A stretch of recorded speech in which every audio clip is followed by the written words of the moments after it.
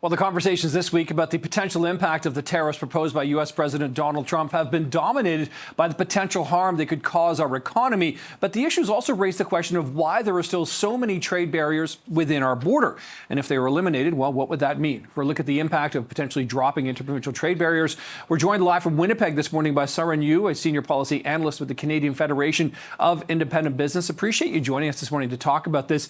First of all, the interprovincial trade barriers in this country, they've been in place for so long.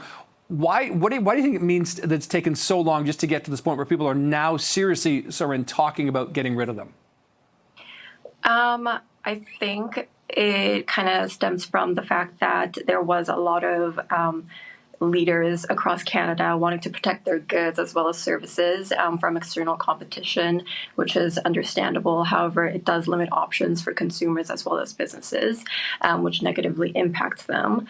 As well, it's really difficult to pinpoint what exactly are the regulations and policies, etc., that they all need to be mutually recognizing or harmonizing to get a little bit more freer trade across borders. What would that actually mean to the economy if we could eliminate the kind of barriers that we do see just province to province? So there's been lots of research that's come out. Professor Trevor Toom, he, for one, has said that in his report, by removing the barriers through mutual recognition, we can boost the Canadian economy by $200 billion, which is not a drop in the bucket. It's a very significant amount. That is a little over $5,000 per person. So a lot of money. But I guess there's that give and take between the provinces to sort of figure out, everyone sort of wants to protect certain industries or sectors within their economy here. Are there ones in particular, Seorhin, that you think, okay, this is why we're at this block or this sort of sticking point? I believe it's a lot of sectors. Interprovincial barriers, they range from a ton of things. It can be from labor mobility to food to the trade of alcohol. So it's not just one thing. However, we have been hearing from a lot of transport industries about the high cost of freights. That's kind of the sense that we're getting from other businesses as well in other sectors, that the cost of freights are so high. It's understandable because the regulations that all of these transportation industries have to go through are so strenuous. It costs a lot, and they have no choice but to kind of pass it on to consumers, which ends up being businesses that use them as well as consumers then who have to use the services. So with this threat, from Donald Trump, we've got this 30-day pause. There's 27 days left in that at this point. Would this be something that could be easily and quickly done in the country, sort of getting rid of these trade barriers to unlock, like you said, potentially $200 billion?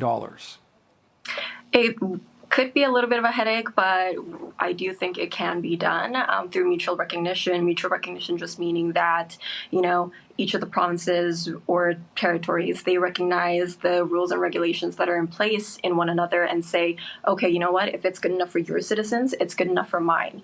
And they move on like that, cut across the red tape. They don't have to be at the discussion table, going over what the best regulation is or what they would like to see. Are there any regulations or red tape that sort of stand out to you and say, come on, this is just common sense that we should just do it this way, or things that are like, why are we even considering that?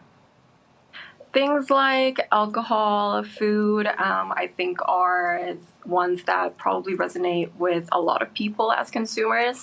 Ottawa and Gatineau, for instance, even though you can see the other street, across the river, if a butcher wanted to drop meat off at Gatineau and he's in Ottawa, he can't do that unless he's federally inspected. He's provincially inspected, but in order to trade meat across borders, they have to be federally inspected. And at a point, it just becomes, why are we doing that? Why are we putting this kind of regulation on ourselves and making it onerous for a lot of people? Gotcha. Real quick answer here. If you were a betting person, I'm not sure if you are or not, would you bet that this is going to happen, or do you think that ultimately the sort of enthusiasm for this is going to go away? I'll say I'm cautiously optimistic that it'll happen. We will see if that optimism comes through. The caution side of it, there it is. Okay, Seorhin Yoo, a senior policy analyst at Canadian Federation of Independent Business. Appreciate you joining us this morning. Thank you so much. Thanks for having me.